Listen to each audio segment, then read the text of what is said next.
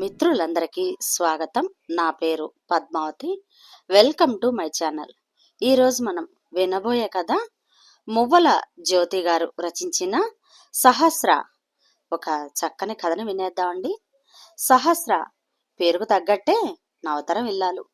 ఉదయాన్నే లేచి వంట పని ఇంటి పని ముగించుకొని పిల్లలను స్కూలుకు తయారు చేసి అత్తమామలకు కావలసినవన్నీ ఏర్పాటు చేసి గబగబా రెడీ అయ్యి ఆఫీసుకు బయలుదేరింది సహస్ర. గబగబా నడుచుకుంటూ మెయిన్ రోడ్ ఎక్కి వెళ్ళిపోయింది. ఆ పక్కనే ఉన్న బస్టాండ్లో బగబగా మండే ఎండకు ముఖాన్ని దాచుకొని బస్సు కోసం ఎదురు చూస్తూ ఉంది. రాక రాక చాలాసేపటికి ఒక బస్సు వచ్చింది. కానీ అందులో పాదం మోపడానికి కూడా స్థలం లేకుండా మనుషులు కిక్కెరిసిపోయి ఉన్నారు. ఇప్పుడు ఈ బస్సు కాస్త మిస్ అయితే మళ్ళీ అరగంట వరకు మరో బస్సు లేనే లేదు. దర్జాగా ఏ బైకో కొనుక్కొని వెళితే బాగుండు. కానీ తన భర్తకి సంపాదన లేదు. తన సంపాదనతోనే ఇల్లు మొత్తం గడవాలి. పిల్లల చదువులు, ఇంటి అద్దె, అత్తమామల అనారోగ్యానికి మందులు, అన్ని బాధ్యతలు చూసుకోగా మిగిలిన డబ్బులు భవిష్యత్తు కోసం దాచుకోవాల్సి వస్తుంది. అందుకే ఎప్పటి నుంచి ఒక స్కూటీ కొనుక్కోవాలి అన్న కోరిక ఉన్నా కొనుక్కోలేకపోయింది సహస్ర. ఇలా ఆలోచించుకుంటూ కూర్చుంటే బస్సు వెళ్ళిపోతుంది అని అదే బస్సులో తొక్కిసలాటల మధ్య ఎలాగైతేనేం మొత్తానికి బస్సు ఎక్కింది సహస్ర. ఆఫీస్ చేరేసరికి ఒంటి మీద చీర కాస్త నలిగిపోయింది. ఒడ్డు పొడుగు అందం చందం ఉన్న సహస్ర నలిగిన చీరలో కూడా కడిగిన ముత్యంలా ఉంటుంది. అందుకే ఆ ఆఫీసులో అందరికీ సహస్ర మీదే కన్ను. కానీ సహస్ర తన పని తాను చేసుకుని ఇంటి దగ్గర దించిన తల ఆఫీసులోను, ఆఫీసులో దించిన తల మళ్ళీ ఇంటి దగ్గర మాత్రమే ఎత్తుతుంది. అంత మంచి అమ్మాయి ఆఫీసులో పని మొత్తం చేసుకొని ఇంటికి చేరేసరికి రోజు రాత్రి 7 గంటలవుతుంది. పక్షవాతంతో బాధపడుతున్న అత్తగారు శాంతమ్మ కనీసం కూరగాయలు కూడా తరిగి పెట్టడానికి ఆసరాగా లేకుండా మంచం మీదే ఉంటారు. కానీ సహస్ర మీద రోజు కూతురికి చాడీలు చెప్తుంది. అందుకేనేమో భగవంతుడు ఆమెకు ఈ శిక్ష వేశాడు.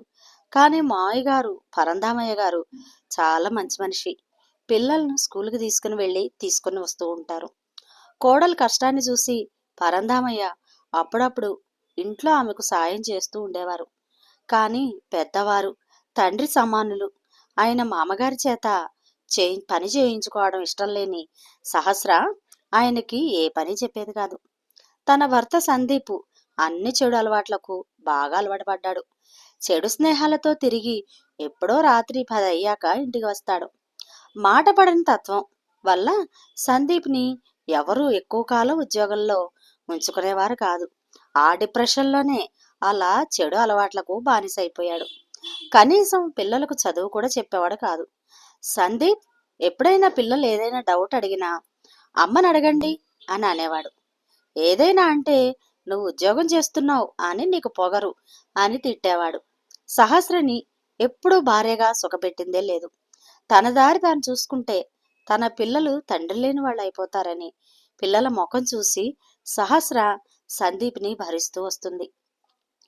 బండెడు చాకరీ చేసి చేసి ఇంటి పని మొత్తం చూసుకొని ఆఫీసులో కూడా తన పని మొత్తం చేసుకొని అలసిపోయి ఇంటికి వచ్చిన సహస్రకి సాయం చేసేవాళ్ళు ఎవ్వరూ లేరు. ఆఫీసు నుండి వచ్చాక కూడా తానే ఇంటి పని మొత్తం చూసుకోవాల్సి వచ్చేది. కనీసం పని మనిషినైనా పెట్టుకుందామంటే అత్తగారి మాటలకు వచ్చిన పని వాళ్ళు అందరూ వెళ్ళిపోయేవారు. అందుకే ఇంటి పని మొత్తం తానే చేసుకోవాల్సి వస్తుంది. ఇక పిల్లలకి చదువు కూడా తానే చెప్పుకోవాలి. పైగా అత్తగారు, భర్త అన్న మాటలకి తానే సర్దుకుపోవాలి తప్ప తన కష్టాన్ని గుర్తించేవారు ఎవరూ లేరిక్కడ. ఆమె జీవితం ఆ ఇంట్లో జీతం లేని పని మనిషిగా మారిపోయింది. సందీప్కి ఒక చెల్లెలుంది. సందీప్ తల్లిదండ్రులు ఉన్నదంతా కాస్త అమ్మి కూతురికి ఘనంగా పెళ్లి చేసి పంపించారు. ఉన్నింటి అత్తగారు రావడంతో సందీప్ చెల్లెలు గీత స్టేటస్ మెయింటెనెన్స్ చేస్తూ ఎప్పుడు అత్తగారింటి గొప్పలు చెప్పడంతోటే సరిపోతుంది ఆమెకు. ఇంట్లో పనివాళ్లు మెండుగా ఉండటం వల్ల తన పిల్లల్ని చూసుకోవడం తప్ప తనకి ఇంటి పని అసలు ఉండేది కాదు.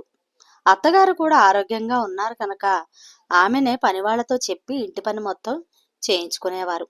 అందుకే సుఖానికి అలవాటు పడిన గీత అసలు పుట్టింటికి రావడం కూడా మానేసింది. అలా ఒకరోజు గీత భర్త క్యాంపుకి వెళ్లాల్సి వచ్చింది. అందుకే భర్త లేని 4 రోజులు తల్లిదండ్రులతో గడపాలని పిల్లల్ని తీసుకుని అమ్మగారింటికి వచ్చింది గీత. వచ్చినప్పటి నుంచి వాళ్ళ అత్తగారింటికి అమ్మగారిని కంపేర్ చేస్తూ సహస్రని తక్కువ చేస్తూ మాట్లాడుతూ ఉండేది. తన భర్త తనకు కొన్న ఆభరణాలను చూపించి మురిసిపోయేది. ఏదో మధ్యతరగతి కుటుంబంలో ఉన్నదానితో సరిపెట్టుకుంటూ మూడో కంటికి తెలియకుండా ఒక 2 బెడ్రూమ్ హౌస్లో గుట్టుగా కాపురం చేసుకుంటున్న సహస్రకి గీత రాక పుండు మీద కారం జల్లినట్టు అయింది. పైగా ఆమె స్టేటస్ మెయింటెనెన్స్ చేస్తూ ఉంటది. ఆమె కోరిక గొంతెమ్మ కోరికలు తీర్చటం కాక సహస్రకి కష్టమే అయింది. గీతకు తోడు వాళ్ళ అమ్మ శాంతమ్మ ఒక్కగానొక్క బిడ్డ రాక రాక ఇంటికొచ్చింది. నా కూతురికి అచట ముచ్చట ఏమీ జరగలేదు అని దీర్ఘాలు తీసేది. ఇక తప్పని పరిస్థితుల్లో వాళ్ళందరికీ కూడా సహస్రనే చేసి పెట్టాల్సి వచ్చేది. అమ్మగారింటికి రెస్ట్ తీసుకోవడానికే వచ్చినట్టు గది నుంచి బయటకు వచ్చేది కాదు గీత. ఎప్పుడైనా గీత తండ్రి పరంధామయ్య వదినకి సాయం చేయమని చెప్తే నిష్ఠూరంగా మాట్లాడేది. తన ఇంట్లో పనివాళ్ళు ఉంటారు అని, కాళ్ళు కింద పెట్టకుండా తన చూస్తారని తన గొప్పలు చెప్పేది. మీకన్నా మా అత్తగారిల్లే మేలు అని చక్కగా చూసుకుంటారు. పుట్టినిల్లు అని రావడమే గాని ఎప్పుడు పప్పు పచ్చడేగా అని ముఖం మీదే అంటూ ఉండేది గీత. ఎందుకంటే తన ఉద్దేశంలో తాను రావడం వాళ్ళ వదినకి ఇష్టం లేక కావాలనే అలా చేస్తుంది అని అనుకునేది.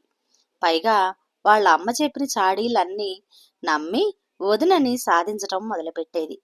ఎన్ని కష్టాలు ఉన్నా మూడో కంటికి తెలియకుండా భర్త విలువ పోకుండా గుట్టుగా కాపురం చేసుకుంటున్న సహస్ర వచ్చిన 4 రోజులకి ఆడపడుచుకి పని చెప్తే బాగుండదని ఒక్క పని కూడా చెప్పకుండా ఆమె ఎన్ని గొడవలు పెట్టినా సర్దుకుపోతూ ఉండేది. కానీ ఒకరోజు ఆఫీసులో పని ఎక్కువగా ఉండటం వల్ల కొద్దిగా లేటుగా బయలుదేరింది సహస్ర. అంతలోనే మాయదారి వర్షం పట్టుకుంది. వర్షం కాస్త తగ్గితే బయలుదేరుదామని చూస్తుంది సహస్ర. కానీ ఎంత సమయం అయినప్పటికీ కూడా వర్షం తగ్గేటట్టు కనిపించడం లేదు. ఇక ఇలానే ఉంటే పిల్లలు ఆకలితో ఎదురు చూస్తూ ఉంటారని పరగడుపున కష్టపడి ఇంటికి చేరుకుంది సహస్ర. ఇంటికి వెళ్లేసరికి ఇల్లంతా నిశ్శబ్దంగా ఉంది. ఇంట్లో కరెంటు లేదు. మెల్లగా తన గదిలోకి వెళ్లి బట్టలు మార్చుకుని క్యాండిల్ వెలిగించింది. పిల్లలు సహస్ర రాగానే ఆకలేస్తుందమ్మా, ఏదైనా పెట్టు అని అడిగారు. అత్తని అడగలేకపోయారా అని అన్నది సహస్ర. అత్త ఇంట్లో లేదు, వెళ్ళిపోయింది అని చెప్పాడు తన కొడుకు. ఏం జరిగిందో అర్థం కాక అత్తగారిని అడగాలని వాళ్ళ గదికి వెళ్ళింది సహస్ర. అప్పటికే కన్నీరు పెట్టుకొని విలపిస్తూ ఉంది శాంతమ్మ. సహస్రకి ఏమీ అర్థం కాక మామగారిని అడిగింది. ఎప్పుడు లేటుగా వచ్చే సందీపు ఈరోజు వర్షం పడుతుంది అని త్వరగా బయలుదేరాడు. సాయంత్రం వచ్చేసరికి కరెంటు పోయింది. పిల్లలు గోలగోల పెడుతున్నారు. తన చెల్లెలు గీత తన భర్తతో ఫోన్లో మాట్లాడుకుంటూ బాల్కనీలో కూర్చుంది. తల్లి మంచం మీద ఉంది. తన తండ్రి హాల్లో పేపర్ చదువుకుంటూ ఉన్నాడు. వచ్చి రాగానే సహస్ర కోసం ఇల్లంతా వెతికాడు సందీప్. కాని సహస్ర కనిపించలేదు. సహస్ర ఇంకా రాలేదు అని పరందామయ్య గారు చెప్పారు. బాగా వర్షం పడుతూ ఉండటంతో వేడివేడిగా ఏదైనా తినాలి అనిపించింది సందీప్కి. పిల్లలు కూడా ఆకలేస్తుంది అని గోల చేస్తున్నారు. అందుకే సందీప్ తన చెల్లెల్ని పిలిచి ఏదైనా చేసి పెట్టమని చెప్పాడు. ఇక నోరు తెరిచి అన్నయ్య అడగడంతో కాదనలేక వంటగదిలోకి వెళ్ళింది గీత. వంటగదిలోకి వెళ్లి చూసేసరికి రేషన్ ఏమీ లేదు. బియ్యం, ఉప్పు, పప్పులు, కూరగాయలు తప్ప ఆమెకి వండి పెట్టడానికి ఏమీ కనిపించలేదు. ఇంట్లో సామాన్లన్నీ ఖాళీగా కనిపించాయి. రోజు వదిన తెల్లారు లేచి అందరికీ వండి వెళ్తుందని అనుకున్నదే గాని అసలు ఇంట్లో ఏమీ లేకుండా ఎలా ఇలా సర్దుకొస్తుందో అర్థం కాక గీత ఆశ్చర్యపోయింది. తన తల్లి చెప్పిన మాటలన్నీ నిజమే అని అనుకున్నది. అన్నా వదిళ్ళు తన తల్లిదండ్రులకి పెట్టడం ఇష్టం లేక ఇంట్లో ఏమీ సామాన్లు సమకూర్చలేదని తప్పుగా భావించింది. హాల్లో కూర్చున్న అన్నని నిలదీసింది గీత. ఇంట్లో ఏమీ లేదు, ఏం చేయమంటావు? నీ భార్య మోచేతి నీళ్లు తాగమని పెత్తనం మొత్తం ఆమెకిచ్చి తల్లిదండ్రుల్ని కష్టాలు పెడుతున్నావని నిష్ఠూరంగా మాట్లాడింది. తన చెల్లెలు అలా తన బేదరికాన్ని ప్రశ్నించేసరికి మనసు చివుక్కుమంది సందీప్కి. ఇన్నేళ్ల కాపురంలో తన భార్య కూడా ఏ రోజు తనని ఇది తీసుకునిరా అని, అది తీసుకునిరా అని ఏ రోజు అడిగింది లేదు. ఇంటికి వచ్చేసరికి నవ్వుతూ ఏదో ఒకటి వండి పెడుతూ ఉండేది. అసలు ఇంట్లో ఏమున్నాయో ఏమి లేవో కూడా సందీప్కి తెలియదు. సరిగ్గా ఉద్యోగం చేసేవాడు కూడా కాదు. 3 నెలలకు ఒక ఉద్యోగం మారటం వల్ల జీతం కూడా రాక భార్య సంపాదనతోనే ఇల్లు గడపాల్సి వచ్చింది. గీత అలా అడిగేసరికి ముఖం చూపించుకోలేకపోయాడు సందీప్. గీత నోటికొచ్చినట్టు మాట్లాడుతూ ఉంటే తన తండ్రి పరంధామయ్య కూతుర్ని తిట్టాడు. నీకు నోటికొచ్చినట్టు నువ్వు మాట్లాడుతున్నావు, అసలు నీకేం తెలుసు? సహస్ర కోసం ఎవరో చెప్పిన మాటలన్నీ మనసులో పెట్టుకొని నువ్వు అలా మాట్లాడుతున్నావు అని మందలించాడు. సందీప్ అసమర్థత కారణం వల్లనే ఇల్లు గడవడం కష్టమవుతుంది. ఒక ఉద్యోగంలో స్థిరంగా ఉండడు మీ అన్నయ్య.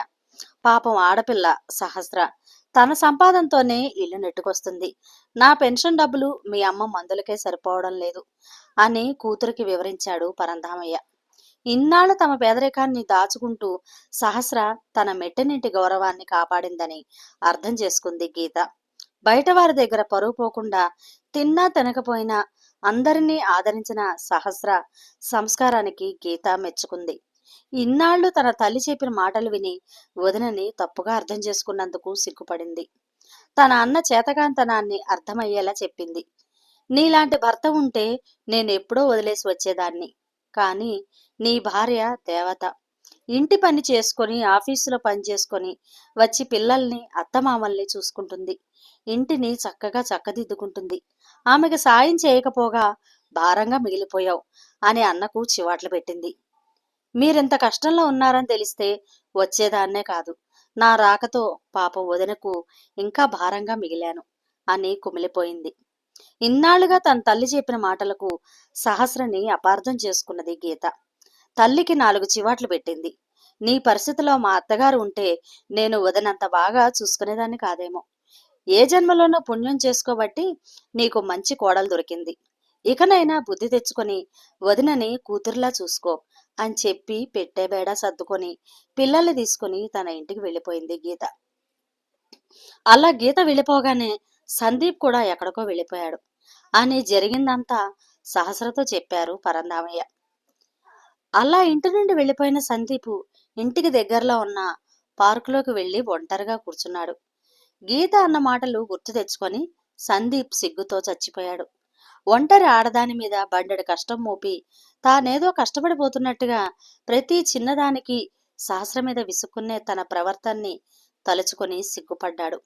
ఇలాంటి భర్త దొరికితే వదిలేసి వస్తాను అని గీత అన్న మాట సందీప్ చెవిలో పదే పదే మారుమ్రోగుతుంది. తన ఇంట్లో పుట్టి పెరిగిన తన చెల్లెలే తన చేతకాంతనాన్ని దుమ్మెత్తిపోసింది. అలాంటిది తన భార్య ఎక్కడో పుట్టి బాగా బతికి మంచి కుటుంబంలో నుంచి వచ్చింది. కాని ఏనాడు పల్లెత్తు మాట అనలేదు. 3 ముళ్ళు 7 అడుగులు వేసినందుకు ఇన్నేళ్లుగా తన కష్టాన్ని బాధని అన్నింటినీ భరిస్తూ తన ఇంటి గౌరవాన్ని నిలబెడుతూ తన తల్లిదండ్రులను చెల్లిని ఆదరిస్తూ వచ్చింది. ఏనాడు ఎవరి కోసం చాడీలు చెప్పలేదు. అనారోగ్యంతో ఉన్న తన తల్లికి సేవలు చేసింది అని సహస్ర గొప్పతనాన్ని గుర్తించాడు సందీప్. ఇన్నాళ్లుగా తనని బాధ పెట్టినందుకు చాలా బాధపడ్డాడు. ఆవేశంలో తన భర్త ఎలాంటి నిర్ణయం తీసుకుంటాడో అని భయపడిపోయింది సహస్ర. సందీప్కి ఫోన్ చేసింది. కాని సందీప్ ఫోన్ ఇంట్లోనే వదిలేసి వెళ్ళిపోయాడు. కాసేపటికి ఇంటికి చేరుకున్న సందీప్ని చూసి అమాంతంగా వెళ్లి అతన్ని పట్టుకుని ఏడ్చింది సహస్ర. నువ్వెందుకు ఏడుస్తున్నావు సహస్ర? తప్పు నాదే. నేనే నా బాధ్యతను మరచి నిన్ను ఇన్నాళ్లుగా కష్టపెట్టాను. మీ ఇంట్లో ఎంతో అల్లారుముద్దుగా పెరిగిన నిన్ను మా ఇంట్లో ఒక పని మనిషిని చేశాను. ఎంత కష్టం వచ్చినా ఓర్చుకుంటూ ఎదురు మాట్లాడకుండా నన్ను భరిస్తూ వచ్చావు. నీలాంటి భార్య దొరకటం నా అదృష్టం అని తాను చేసిన పనికి సిగ్గుపడి సహస్రకు క్షమాపణ చెప్పాడు సందీప్. ఆ మాటలకు సహస్ర, నేను ఎవరికీ పని మనిషిని కాదండి. ఈ ఇల్లు నాది. మీరందరూ నా వాళ్ళు. నా ఇంటి పని చేసుకోవడం నా ధర్మం. నేను ఏ రోజు అత్తయ్య మావయ్య నాకు భారం అనుకోలేదు. మీరు బాధ్యత లేకుండా జాబులు మారుతూ ఉంటే మీరు చేసింది తప్పు అని చెప్పలేక నాలో నేను నలిగిపోయాను. నా పుట్టింటి వారు ఎంత గొప్పవారైనా నా భర్త విలువ తీసుకోలేను. మీరు ఉన్నది పూరిపాక అయినా నాకు స్వర్గంతో సమానం. మీరు నన్ను భార్యగా గుర్తించకపోయినా నా బిడ్డలకు అన్యాయం జరగకూడదని మీలోని ఈ మార్పు కోసం ఎదురు చూస్తూ ఉన్నాను. మాటపడని మీ తత్వాన్ని మార్చుకోమని చెప్పలేకపోయాను. అందుకే నాకు నేను సర్ది చెప్పుకుంటూ రోజులు వెళ్ళబుచ్చుతున్నాను అని తన మనసులోని బాధ మొత్తం భర్తకి చెప్పి సందీప్ని పట్టుకొని ఏడ్చింది సహస్ర. ఇన్నాళ్లు తాను ఏ తప్పు చేశాడో తెలుసుకున్నాడు సందీప్. తన ప్రవర్తన మార్చుకుని కుటుంబ బాధ్యత తీసుకుంటానని సహస్రకు మాట ఇచ్చాడు. భర్తలో వచ్చిన మార్పును చూసి సంతోషపడింది సహస్ర. ఇక తమకు మంచి రోజులు వస్తున్నాయని ఆనందించింది. అనుకున్నట్టుగానే తన తప్పు తెలుసుకున్న సందీప్ తన స్నేహితుడి సహాయంతో మంచి ఉద్యోగం సంపాదించాడు. తన మొదటి సంపాదనతో తన భార్యకి ఒక స్కూటీ కొని బహుమతిగా ఇచ్చాడు. తన భార్య బిడ్డల్ని తల్లిదండ్రుల్ని చక్కగా చూసుకోవడం మొదలుపెట్టాడు. భార్యాభర్తలిద్దరూ కష్టపడి తమ జీవితాన్ని ఆనందంగా మార్చుకున్నారు. ఒక మంచి ఇంటిని కొనుక్కొని సంతోషంగా జీవనం సాగించారు. ఎలా ఉంది మిత్రులు? ఈ కథ గనక మీకు నచ్చినట్లయితే షేర్ చేసి, లైక్ చేసి, సబ్స్క్రైబ్ చేసి నన్ను ఎంకరేజ్ చేయండి. మరొక మంచి కథలో మళ్ళీ కలుస్తాను. Thank you. నమస్తే.